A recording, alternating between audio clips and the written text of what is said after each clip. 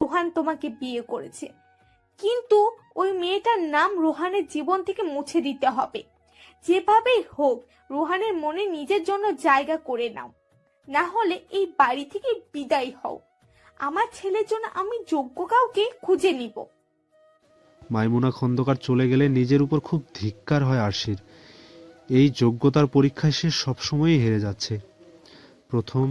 প্রথমে মাহিরের যোগ্য ছিল না, আর এখন রোহানের যোগ্য নয়। এসব ভাবনার মধ্যে তার ফোনে রিং হয়। প্রীতির নাম্বারটা ভেসে ওঠে।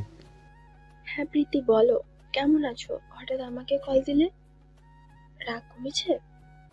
কিন্তু প্রীতি আরশির কোনো প্রশ্নের উত্তর না দিয়ে নিজের মতো কিছু ঘটনা বলল, যা শুনে আরশির পায়ের নিচ থেকে মাটি সরে গেল।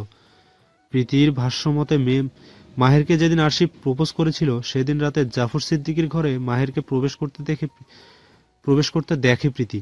কৌতূহলবশত জাফর সিদ্দিকীর দরজার বাইরে আড়ি পাতে সে, এবং সেখানেই মাহের আর জাফর সিদ্দিকীর মধ্যকার ভয়াবহ কথাবার্তা শুনতে পায়, যেগুলো ঠিক এমন ছিল।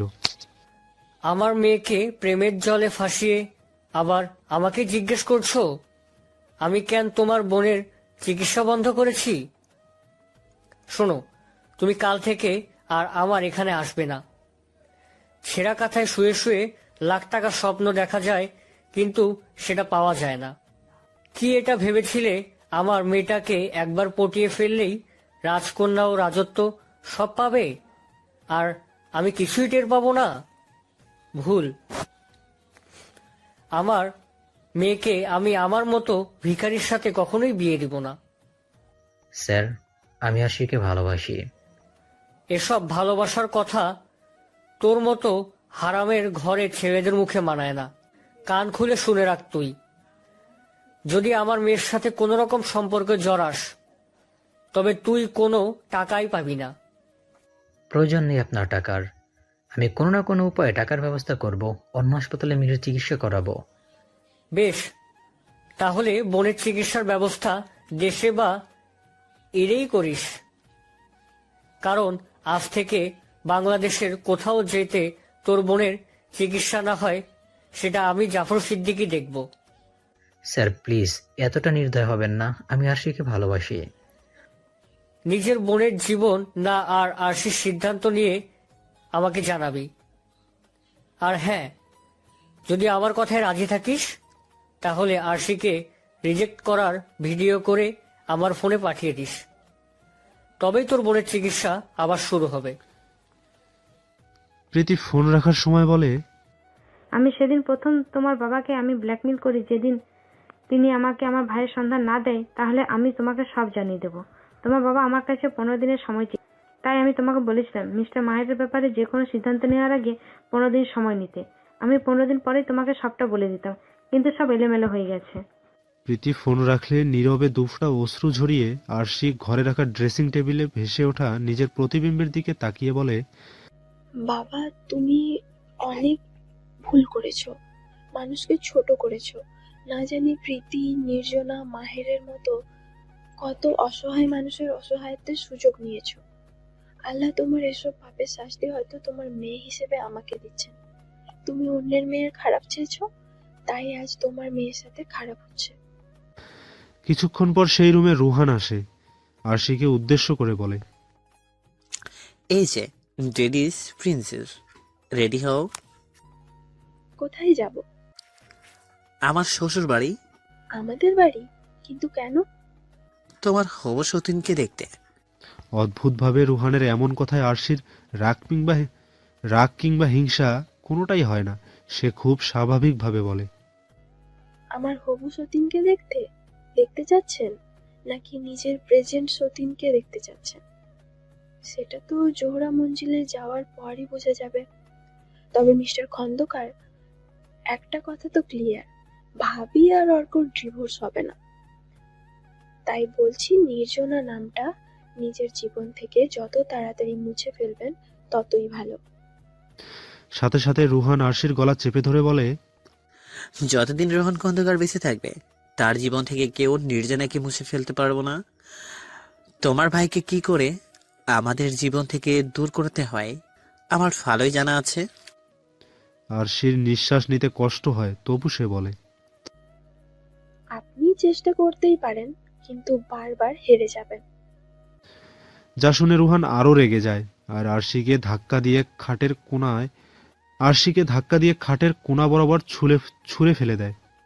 যা শুনে রুহান আরো রেগে যায় এবং আরশিকে ধাক্কা দিয়ে খাটের কোণা বরাবর ছুঁড়ে ফেলে দেয়, যার ফলে আরশির কপাল ফেটে যায়। আরশি ব্যথায় উহ করতেই রুহান তার মুখ চেপে ধরে বলে, এরপর কোনোদিন আমার মুখের উপর কথা বলে শুধু কপাল না, তোর পুরো শরীরটাই রক্তাক্ত করে দিব। নির্জনা ঘুম ভেঙে নিজের বিবস্ত্র শরীরটাকে চাদরে লেপটানো অবস্থায় দেখে ভীষণ লজ্জা পায়। ঘড়ি দেখে বুঝতে পারে নিজের স্বামীকে একান্ত আপন করে পাওয়ার কয়েক ঘন্টা পেরিয়ে গেছে। এতক্ষণ ঘুমানোর কারণটা মনে পড়তেই একটু লজ্জা পায়। ঘরের এদিক ওদিক খুঁজে অর্ককে না পেয়ে ফ্রেশ হওয়ার জন্য ওয়াশরুমের দিকে চলে যায়। ওয়াশরুম থেকে বেরিয়ে দেখে অর্ক খুব গম্ভীর চিন্তায় মগ্ন হয়ে বিছানার উপর বসে আছে। ভেজা চুলের তলে পেঁচিয়ে নির্জনা অর্কর পাশে বসে তাকে প্রশ্ন করে, কোথায় গিয়েছিলে আর কি এত ভাবছো? একটা দীর্ঘশ্বাস ছেড়ে অর্ক বলে, বাবা ডেকেছিল রুহানা আর আরশি আসছে এটা জানাতে। বাবা কি বিয়েটা মেনে নিয়েছে? তাতে কিছুই আসে যায় না, কারণ আমি জানি রুহান নিজেই কোনোদিন বিয়েটা মেনে নেবে না। তবে আরশি আপুর কি হবে? ওই সাইকোটা তো আপুর জীবনটা পুরো ধ্বংস করে দেবে। আমিও সেটাই ভাবছি, কিন্তু কি করবো তা বুঝতে পারছি না। এমন সময় প্রীতি কিংবা ভাইয়াও নেই যে তাদের সাথে আলাপ করব, আর ফোন করারও সাহস পাচ্ছি না, কারণ আমার জন্য তাদের সম্পর্কটা ব্লেন্ডার হয়ে গেছে। এদিকে বাকি রইল আমার বাবা, তিনি খুব ডিপ্লোম্যাটিক মানুষ, আর যাই হোক খন্দকারের সাথে তিনি শত্রুতা করবেন না। সব ঠিক হয়ে যাবে। একটা দীর্ঘশ্বাস ছেড়ে অর্ক নির্জনার হাত ধরে বলে, আমিও জানি সবকিছু ঠিক হয়ে যাবে, কিন্তু কিভাবে ঠিক হবে সেটা বুঝতে পারছি না। তুমি একটু ভাবো, নিশ্চয়ই কোনো উপায় বের হবে। মিলি নিজের ভাইয়ের শুকনো মুখের দিকে তাকিয়ে বলে, ভাইয়া, কি হয়েছে তোমার? আজ কতগুলো দিন ধরে দেখছি তুমি আর আগের মতো নেই। নিজের বোনের কথা শুনে শুকনো হেসে মাহের বলে, আমি আগের মতোই আছি, তুই আমাকে নিয়ে একটু বেশিই ভাবছিস। মোটেও বেশি ভাবছি না। আমার বুঝি চোখ নেই? আমি বুঝি দেখতে পাই না? বলো না কি হয়েছে। কিন্তু মাহের তার কথার কোনো উত্তর দেয় না। ও, আমাকে বুঝি বলা যায় না? বেশ, একবার ভালো হয়ে নেই, তারপর যাকে বলা যায় তাকে দ্রুত তোমার জীবনে আনার ব্যবস্থা করব। এসব পাকামি বন্ধ করে খাওয়ায় মনোযোগ দে। তখনই মাহেরের ফোনে একটা এসএমএস আসে, যা পড়ে মিলির কাছ থেকে বিদায় নিয়ে দ্রুত বেরিয়ে যায়। রেস্টুরেন্টে মাহেরের সামনে অর্ক বসে আছে। মাহেরকে অর্কই এসএমএস করে ডেকে পাঠিয়েছে, কারণ অনেক ভেবে সে আর নির্জনা মিলে আরশির মুক্তির একটা উপায় পেয়েছে, কিন্তু সেটা বাস্তবায়ন করা অসম্ভব যদি না আরশি নিজে থেকে মুক্ত হতে চায়। সেজন্যই সে মাহেরকে ডেকেছে। অর্ক বিশ্বাস করে আরশি আর মাহেরের সব কথা শুনবে। তাই কোনো প্রকার ভনিতা ছাড়া অর্ক প্রশ্ন করে, আরশি যদি রুহানকে ছেড়ে দেয় তবে আপনি তাকে স্ত্রী হিসেবে গ্রহণ করবেন মিস্টার হুদা? জোহরা মঞ্জিলে মাহেরকে দেখে অসন্তুষ্ট হয় জাফর সিদ্দিকী, কিন্তু তার করার মতো কিছু নেই, কারণ অর্কর যুক্তির কাছে হেরে গেছেন তিনি। অর্কর একটাই কথা, নির্জনার নিরাপত্তা। রুহানকে কোনোভাবেই বিশ্বাস করা যায় না। হ্যাঁ, এটা সম্ভাবনাকেও ফেলে দিতে পারছেন না তিনি। বিয়ে হয়ে গেছে বলে নির্জনাকে ভুলে যাবে তেমন ছেলে রুহান না, তা জাফর সিদ্দিকী খুব ভালো জানেন। তবে মাহেরকে নিয়ে তার আপত্তি ছিল, যার উত্তরে অর্ক বলে, সবকিছু জানার পরও যদি রুহানকে তুমি এই বাড়িতে অ্যালাউ করো তবে মাহের কি দোষ করেছে? আর তুমি জানো না আরশি কেমন, ও নিজের হাজবেন্ড ছেড়ে অন্য কারো কথা ভাববে না। এই হয়েছে এক ঝামেলা। জাফর সিদ্দিকীর দুই ছেলেই বিয়ে করে বেশি শেয়ানা হয়ে গেছে, তার কোনো কথাই শুনছে না। সকালে অর্ণবকে ফোনে ফিরে আসার জন্য বলতে সে জানায় সময় হলে আসবে। কোথায় বাবার ভালো মন্দ খোঁজ নিবে তা না, উল্টো বাবাকে প্রশ্ন করে, বাবা তুমি কি এসবে জড়িত? জাফর সিদ্দিকী কৌশলে প্রশ্নটা এড়িয়ে গেলেও মনে মনে ক্ষোভে ফেটে পড়ছেন। বর্তমানে তিনি সারা ঘরে পায়চারি করছেন আর বিড়বিড় করে বলছেন, নিজের বাবাকে প্রশ্ন করে কত বড় সাহস! আরে ক্ষমতার লড়াইয়ে টিকে থাকতে গেলে এরকম 2-4 জনকে মারতে হয়। আর যদি আমি সবকিছুর ব্যবস্থা না করতাম, তুই রাজনীতি করতে পারতি? ডিএনএ টেস্টের ফলাফল এসেছে। হাসি মুখে যে ছেলেটা আসছি বলে বের হয়ে গিয়েছিল সে আজ কঙ্কাল হয়ে বাড়ি ফিরেছে। কঙ্কালের গোসল হয় না, তবুও নিজের একমাত্র ছেলেকে কাফন পরিয়ে দাফন করে দিয়েছেন ফরিদ রহমান। বাড়ির প্রতিটি মানুষ বিলাপ করছে। এর মধ্যে প্রীতি একেবারেই শান্ত, কোনো কথা নেই, কান্না নেই। যে ভাইয়ের জন্য এত কিছু করেছে সেই ভাইয়ের মৃত্যুর খবর এসে অনুভূতি শূন্য হয়ে গেছে। কবর শেষে প্রীতির পাশে এসে বসে অর্ণব, তার কাঁধে হাত রেখে বলে, একটু কাঁদো, না হলে অসুস্থ হয়ে যাবে। অর্ণবের হাতটা সরিয়ে প্রীতির চোখ মুখ শক্ত করে বলে, আপনি বাড়ি ফিরে যান। আপনি ভাবলেন আর তুমি? কি করে আমার ভাই খুনি যেখানে বাস করে সে বাড়িতে আমি ফিরে যাব? প্রথমত কোনো কিছু প্রমাণ হয়নি, আর দ্বিতীয়ত ওই বাড়িতেই তোমাকে ফিরে যেতে হবে, কারণ মানো বা না মানো বিয়েটা হয়ে গেছে, আর ওটাই তোমার শ্বশুর বাড়ি। তাচ্ছিল্যের সাথে প্রীতি বলে, জোর জবরদস্তি বিয়ে, আবার জোর জবরদস্তি শ্বশুর বাড়ি। নিজেকে যথাসম্ভব শান্ত রাখার চেষ্টা করে অর্ণব, কারণ সে জানে ভাইয়ের শোকে প্রীতি এখন যা খুশি তাই বলবে। দেখো, এ নিয়ে তোমার সাথে তর্ক করব না। তোমাকে একটা কথা বলে রাখছি, কোনো কিছু প্রমাণ যদি হয় তাহলে আমার বাবার শাস্তির ব্যবস্থা আমি নিজে করব। আপনার বাবা পাক্কা রাজনীতিবিদ, এসব কোনো কিছুর প্রমাণ কি সে রেখেছে? বেশ, তাহলে আমি তদন্ত করব। একটা অট্ট হাসি দিয়ে প্রীতি বলে, তাহলে হয়েছে। শেয়াল মুরগি চোর ধরবে মিস্টার অর্ণব। আমি ক্লাস 9-10 কোনো বাচ্চা নই যে যা বোঝাবে তাই বুঝবো। নিজের বাবার বিরুদ্ধে আপনি তদন্ত করবেন, সেটা আবার সুষ্ঠু? এসে আপনার রাজনৈতিক র্যালিতে যেয়ে বলবেন, সবাই খুশিতে হাততালি দেবে। পরের দিন ফেসবুকে আপনি স্টার হয়ে যাবেন, কিন্তু আমার সামনে এসব ফালতু কথা বলবেন না। অর্ণব প্রীতির হাত ধরে বলে, আমাকে একটু সময় দাও, তোমার সব সন্দেহ দূর করে দেব। হাত সরিয়ে প্রীতি অর্ণবের চোখের দিকে তাকিয়ে বলে, আপনাকে 1 মাস সময় দিলাম, এর মধ্যে যদি নিজেকে প্রমাণ না করতে পারেন তবে আপনার আর আমার রাস্তা আলাদা হয়ে যাবে। অর্ণবের কাছে এই মুহূর্তে প্রীতির সব শর্ত মেনে নেওয়া ছাড়া আর কোনো উপায় নেই।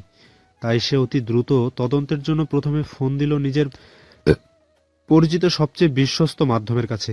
তাদের বলল যেভাবে হোক সম্পূর্ণ ঘটনা তদন্ত করে 7 দিনের মধ্যে তাকে রিপোর্ট দিতে। মিস্টার মাহের তোমার কথায় রাজি হলো?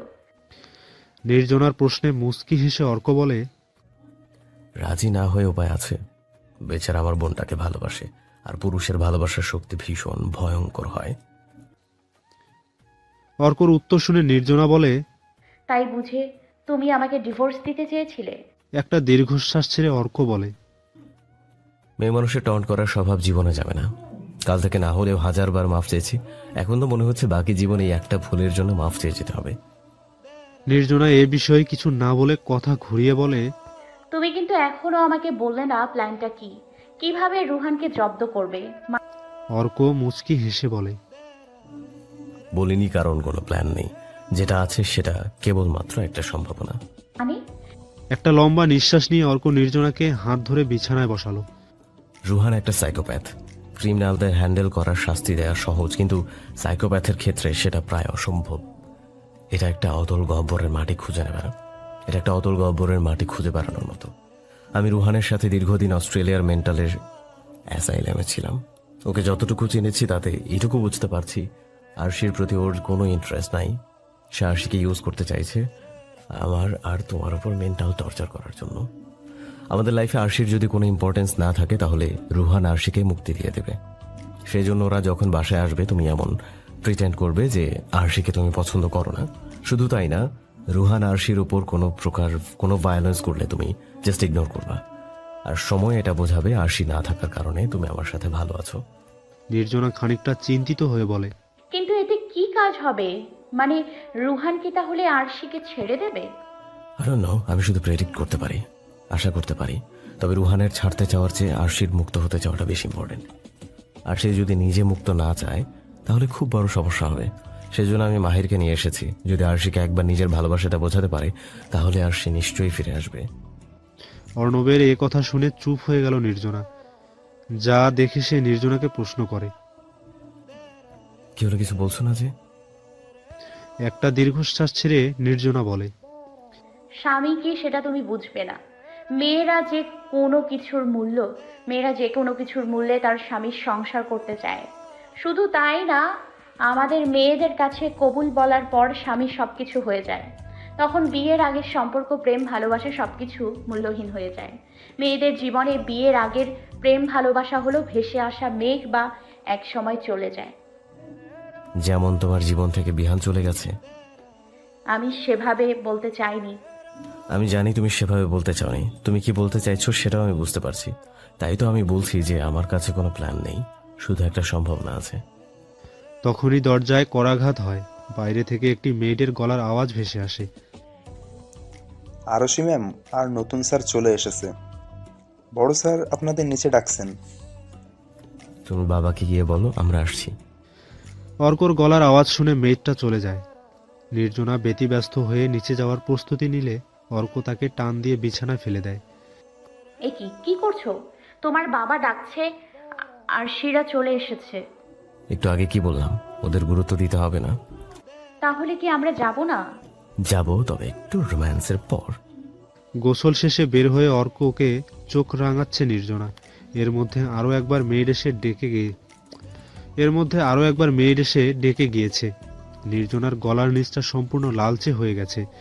এগুলো নিয়েই সে রেগে আছে। দাগগুলো দেখিয়ে অর্ককে বলছে, তুমি এগুলো ইচ্ছে করে করেছো, তাই না? এখন আমি সবার সামনে কি করে যাব? আর এই ভেজা চুল দেখে সবাই কি ভাববে? আমি এই অবেলায় কেন গোসল করেছি? ড্রায়ার দিয়ে চুলটা শুকিয়ে নাও। ওই যন্ত্রটা ইউজ করলে আমার চুল পড়ে যায়। তাহলে কি আর এভাবেই চলো? বলে অর্ক নিজের পিঠটা নির্জনাকে দেখিয়ে বলে, এগুলো কি? নির্জনার মুখটা লজ্জায় লাল হয়ে যায়, কারণ অর্কর সারা পিঠ জুড়ে শুধু তার নখের আঁচড়ের দাগ। রুহান রাগে কটমট করছে আর অস্থির হয়ে পায়চারি করছে। জোহরা মঞ্জিল এসেছে প্রায় 1.5 ঘন্টা, কিন্তু এখনো নির্জনা নিচে নামেনি। সে কিছুতেই বুঝতে পারছে না কেন দোতলা থেকে নিচে নামতে নির্জনার এত সময় লাগছে। আচ্ছা, নির্জনার ভেজা চুল, গরমে হাইনেক ব্লাউজ, বারংবার কিছু একটা আড়াল করার চেষ্টা, যেন তার নিচে আসতে দেরি হওয়ার কারণটা রুহানকে চিৎকার করে বলছে। রুহানের কাছে নিজেকে পাগল পাগল লাগছে। কি ভেবেছো তুমি? হ্যাঁ, আমি কিছু বুঝি না? জাফর সিদ্দিকের মেয়েকে তুমি কেন বিয়ে করেছো? শুধুমাত্র মান সম্মানের কথা ভেবে বিয়েটা মেনে নিতে বাধ্য হয়েছি, কিন্তু তার মানে এ না বইয়ের উপর অত্যাচার করবে, এটা মেনে নেব না। একটা কথা কান খুলে শুনে রাখো, ওই বাড়িতে গিয়ে তুমি যদি কোনো বাড়াবাড়ি করো তবে আমি নিজেই তোমাকে শিকলে বন্দি করব। এবার আর নিজের স্ত্রীর দিকে তাকিয়ে কারোর চোখে পানিতে আমি গলবো না। তার সবকিছু ধ্বংস করে দিতে ইচ্ছে হলেও এই মুহূর্তে চুপ করে থাকা ছাড়া কোনো উপায় নেই। কারণ সকালে আরশির কপালের কাটা দাগ দেখে তার বাবা তাকে শাসিয়েছে। খানিকটা বাবার ভয়েই চুপ আছে রুহান। তবে সে এটা ভেবে অবাক হচ্ছে, আরশির মাথায় ব্যান্ডেজ দেখে জাফর সিদ্দিকী যতটা না অস্থির হয়েছিল, তার চেয়ে বেশি শান্ত অর্ক নির্জনা, যেন আরশির তাদের কাছে সম্পূর্ণ অদৃশ্য। তোমাদের এত দেরি হলো কেন? আরশিরা কতক্ষণ থেকে অপেক্ষা করছে? অর্ক একটু বিরক্তিকর স্বরে বলে, অপেক্ষা করার কি আছে, ওরা নিজের ঘরে গিয়ে রেস্ট করতো, আমরা পরে দেখা করে নিতাম। শুধু শুধু অবেলায় বিরক্ত করলে। রুহানের পাশাপাশি জাফর সিদ্দিকীও ছেলের বউয়ের কথায় বেশ অবাক হয়। কোনো প্রকার কুশালাদি বিনিময় ছাড়া অর্ক যে এরকম কথা বলতে পারে সেটা তার ভাবনার বাইরে। তবে মেয়ের মন খারাপ হবে এই ভেবে তিনি আর কথা বাড়ায় না, শুধু নির্জনার দিকে তাকিয়ে বললেন, ওদের একটু নিজের ঘরে দিয়ে এসো। নির্জনা একটা দম নিয়ে জাফর সিদ্দিকের দিকে তাকিয়ে বলে, বাড়িতে এত মেড থাকতে আমি কেন ঘর দেখাতে যাব? তাছাড়া আরশি তো আর এই বাড়িতে নতুন না যে নিজের ঘর চিনে নিতে পারবে না। জাফর সিদ্দিকী নির্জনাকে কিছু বলবে তার আগেই আরশি নিজের বাবাকে থামিয়ে বলে, বাবা প্লিজ এবার থামো, আমার ক্লান্ত লাগছে, আমি রুমে যাচ্ছি, আমার লাগেজটা কাউকে দিয়ে পাঠিয়ে দিও। আর আপনি আমার সাথে আসুন। এক প্রকার বাধ্য হয়ে রুহান আরশির পিছনে যায়। ঘরে পৌঁছে রুহান আরশিকে বিদ্রুপের সাথে বলে, কি ব্যাপার, তোমার ভাই ভাবি তো তোমাকে কেয়ারই করলো না। তোমার এই বাড়িতে আসায় তারা এত বিরক্ত হয়েছে যে তোমার। হ্যালো বন্ধুরা, পরবর্তী পার্ট খুব তাড়াতাড়ি আসবে, তো সবাই অপেক্ষায় থাকো। আর চ্যানেলটি যারা এখনো সাবস্ক্রাইব করনি তারা পরবর্তী পার্ট দেখার জন্য চ্যানেলটি সাবস্ক্রাইব করে রেখো। ধন্যবাদ সবাইকে, আমাদের সাথেই থেকো।